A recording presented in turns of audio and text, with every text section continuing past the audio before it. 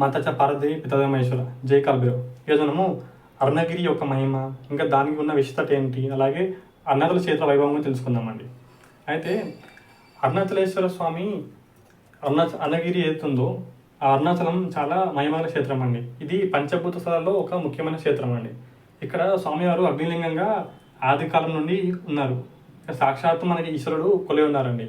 అయితే ఈ అరుణాచల క్షేత్రం ఏదైతుందో ఇక్కడ ఉన్న అరుణగిరి ఇంకా అరుణాచల ఆలయం నుండి మనం మొదలు పెడితే ఈ అరుణాచలం క్షేత్రంలో ఉన్న ఆలయం మరి కొండ నుండి 3 యోజనల వరకు, అంటే అరుణగిరి నుండి 3 యోజనల పరిధిలో ఎవరైతే ఉంటారో వాళ్ళకి ఖచ్చితంగా మోక్షం అనేది వస్తుందండి. ఎందుకనగా శాస్త్రం ఏం చెప్తుందంటే ఈ అరుణగిరి నుండి 3 యోజనాలు వరకు ఏదైతే భూమి ఉందో ఆ భూమి మొత్తం శివభూమిగా మనకి తెలుస్తుంది. ఈ భూమిలో పుట్టిన వాళ్ళు కానీ నివసించిన వాళ్ళు కానీ వారు ఖచ్చితంగా వాళ్ళకి మోక్షం అనేది తథ్యమండి. వాళ్ళు ప్రతి ఒక్క జీవరాశి జీవులు ఎవరైనా కూడా ఈ యొక్క ప్రాంతంలో అనగా అరుణగిరి నుండి 3 యోజనాల వరకు, ఈ 3 యోజనాల వరకు ఈ పరిధిలో ఉన్న ఎటువంటి జీవి అయినా కూడా మోక్షానికి అర్హత అనేది ఉంటుంది. అలాగే ఖచ్చితంగా ఇక్కడ నివసించిన లేకపోతే ఇక్కడ ఉన్న లేకపోతే జన్మించిన ఈ భూమిలో వాళ్ళకి మోక్షం అనేది ఖచ్చితంగా ఈశ్వరుడు ప్రసాదిస్తాడండి. అయితే అరుణగిరి ఉంది కదండి, అక్కడి నుండి 3 యోజనాల వరకు ఏదైతే భూమి మొత్తం ఉందో అది మొత్తం శివభూమి అండి.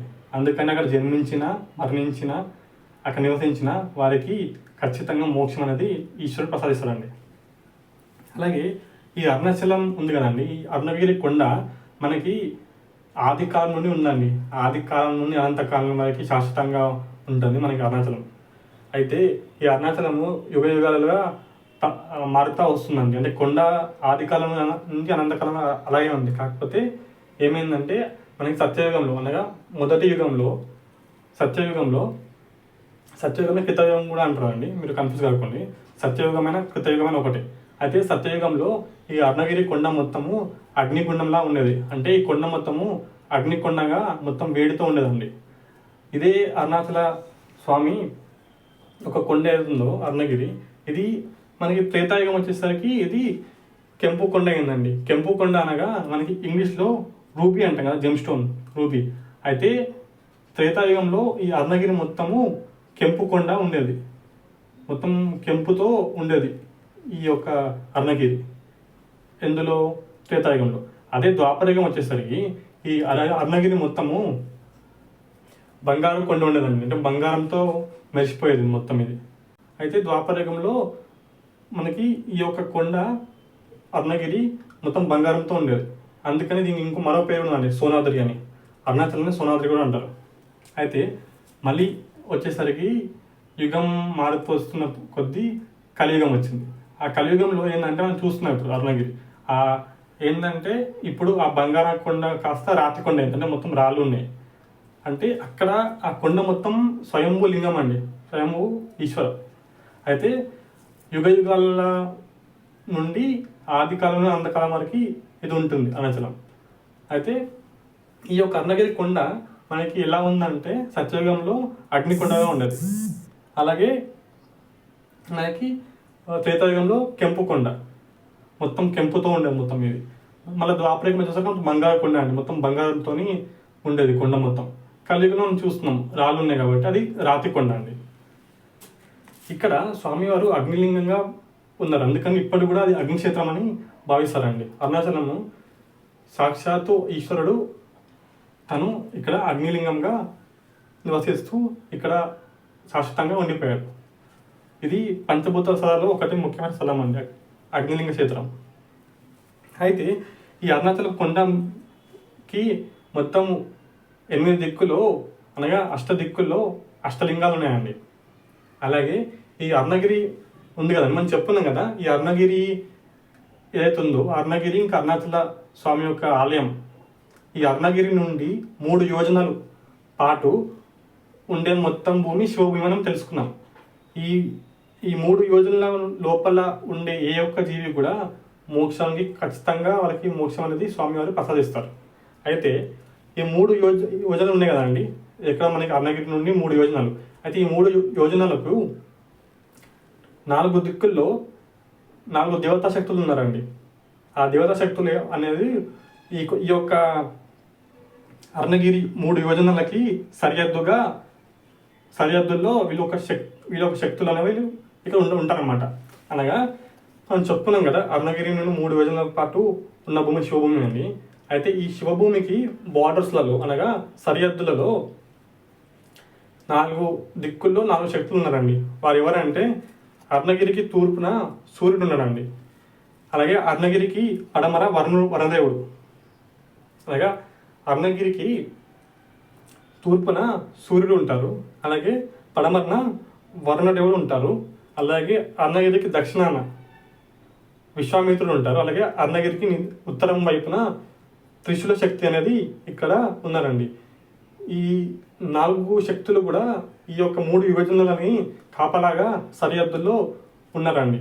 ఈ యొక్క శక్తులు ఏంటంటే ఈ అర్ణగిరి నుండి 3 యోజనాల పాటు 4 దిక్కుల్లో మనకి వాళ్ళ శక్తి అక్కడ ఉండి ఈ యొక్క సరిహద్దు అనేది వాళ్ళు నియమిస్తారనమాట.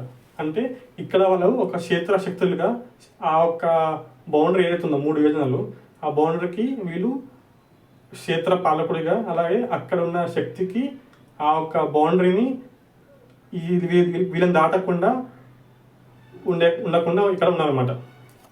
అంటే 4 దిక్కుల్లో కూడా మనకి ఈ యొక్క దేవతా శక్తులు ఉన్నారండి. అయితే చెప్పుకున్నాం కదా, తూర్పున సూర్యదేవుడు, పడమరన వరుణదేవుడు, దక్షిణాన విశ్వామిత్రుడు, ఉత్తరం వైపు త్రిశూల శక్తి. పరమేశ్వరుడి ఒక త్రిశూల శక్తి అనేది అరుణాచల క్షేత్రానికి ఉత్తరం వైపున అక్కడ అదృశ్య రూపంలో అక్కడ ఉందండి. ఇది కూడా ఎలా ఉంటాయని మనం చెప్పుకున్నాం 3 యోజనాలని, 3 అంటే ఆలయం నుండి 3 యోజనాలని. ఆ 3 యోజనాల యొక్క బౌండరీస్ని అనేది మనం ఈ యొక్క దేవతా శక్తులు కాపలాగా ఉంటారు అనమాట. అది ఏమిటంటే తూర్పున సూర్యదేవుడు, పడమర వరుణదేవుడు, దక్షిణ విశ్వామిత్రుడు, ఉత్తరంలో త్రిశూల శక్తి, ఉత్తరం వైపున త్రిశూల శక్తి అండి. అలాగే అరుణాచల కొండ ఉంది కదండి, అరుణాచల కొండలో ఆ అరుణాచల కొండకి మనకి ఆగ్నేయ దిశలో, అంటే అరుణాచల క్షేత్రంలో అర్ణగిరి ఉంది కదా, అయితే అర్ణగిరికి ఆగ్నేయ దిశలో ఒక తీర్థం ఉందండి, వైష్ణవ తీర్థం. ఈ వైష్ణవ తీర్థంలో ఎంతోమంది బ్రహ్మర్షులు, సిద్ధపురుషులు ఇక్కడ తపస్సు ఆచరిస్తూ ఉంటారు అదృశ్యంలో. అలాగే ఈ వైష్ణవ తీర్థంకి ఉన్న ముఖ్యమైన మహిమ విశేషం ఏమిటంటే శ్రీ మహావిష్ణు వారు ప్రతి చైత్ర మాసాన ఈ ఒక వైష్ణవ తీర్థాన్ని ఇక్కడ వచ్చి దర్శించి ఈ వైష్ణవ తీర్థంలో స్నానం ఆచరించి అర్ణగిరిని అరుణాచలేశ్వర స్వామిని ధ్యానిస్తూ ఇక్కడ ఉంటారండి. అంటే చైత్ర మాసంలో మనకి శ్రీ మహావిష్ణు వారు ఇక్కడ ఉన్న వైష్ణవ తీర్థంలో స్నానం ఆచరించి ఆ అరుణగిరిని, ఆ అరుణాచలేశ్వరుని, ఇంకా ఉన్నమలై అమ్మవారిని, పార్వతీ పరమేశ్వరుని ధ్యానిస్తూ ఇక్కడ ఉన్నారండి. ఈ వైష్ణవ తీర్థంలో చైత్ర మాసంలో విష్ణుమూర్తి వచ్చి తను స్వామిని ధ్యానిస్తూ ఇక్కడ ఉన్నాడు కాబట్టి విష్ణుమూర్తికి ఆ విష్ణు పదవి అనేది వచ్చిందని కూడా మనకి శాస్త్రాలు చెప్తున్నాయండి. అదని తెలుస్తున్నాం కదా అరుణాచల ఒక మహిమ, ఆ గిరికున్న విశిష్టత. ఇంకోటి ఏంటంటే అరుణాచలం ఎంత శక్తివంతుదని అంటే నేను చెప్తాను కదా, ఇక్కడ ఉన్న ప్రతి ఒక్క జీవరాశి కూడా మోక్షంకి అర్హత పొందుతుంది. అలాగే ప్రతి ఒక్క జీవికి ఖచ్చితంగా మోక్షం అనేది వస్తుంది. మనకి ఇక్కడ ఒక సంఘటన ఉందండి. ఏమిటంటే ఒకనొకప్పుడు రాత్రి వేళలో ఒక బాటసారి ఈ బాటను వైపు నుండి వెళుతున్నప్పుడు ఒక తుమ్మెద ఫైర్ ఫ్లై ఉంది కదండి, ఫైర్ ఫ్లై, ఆ తుమ్మెద అటువైపున వెళ్తుందండి. అయితే అది ఇచ్చిన కాంతితోని ఆ బాటసారికి మార్గం కనబడింది అడవి మధ్యలో. అలా బాటసారికి ఆ మార్గం తెలిసినందుకు ఆ తుమ్మెద కూడా మోక్షాన్ని పొందింది.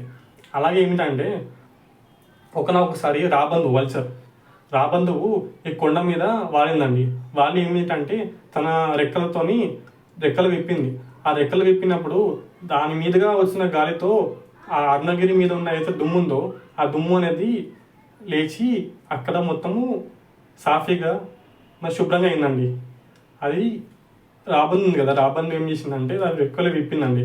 రెక్కలు విప్పినప్పుడు ఆ రెక్కల మీద వహిస్తున్న గాలికి చుట్టూ ఉన్న దుమ్ము ఏదైతే ఉందో అది తొలగిపోయి శుభ్రంగా అయింది ఆ చోటు. దానివలన ఆ రాబందు కూడా మోక్షం కలిగిందండి.